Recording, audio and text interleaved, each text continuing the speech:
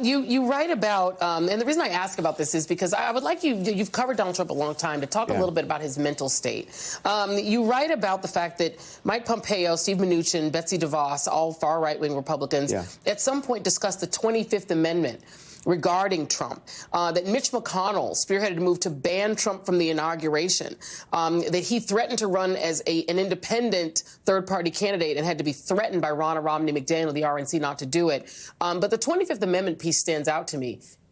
As your reporting would suggest, is Donald Trump fully there mentally? Well, I can't really make that judgment, but what I can tell you is the people that have raised questions about whether or not he is fully there mentally have been the people closest to him. The people that have raised the alarms about what it would be if he came back are the people who are closest to him.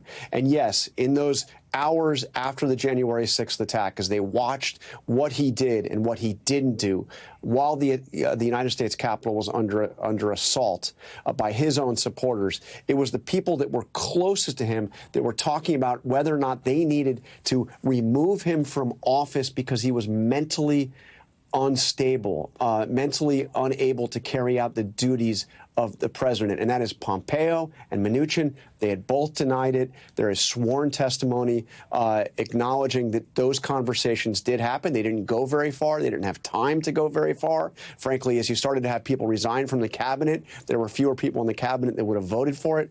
But they were talking about it. And it's not just those 25th Amendment conversations. I mean, you read that statement from an anonymous staffer. I think it's a very important statement. This was something that was given to me by the person who wrote it. And he wrote it right after all the details came out about the classified documents.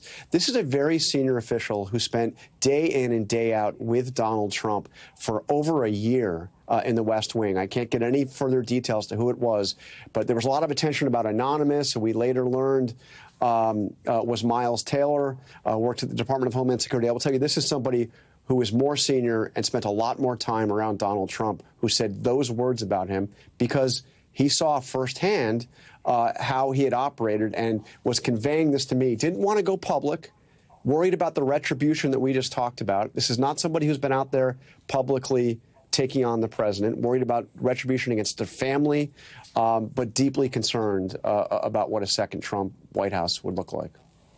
Jonathan, you know,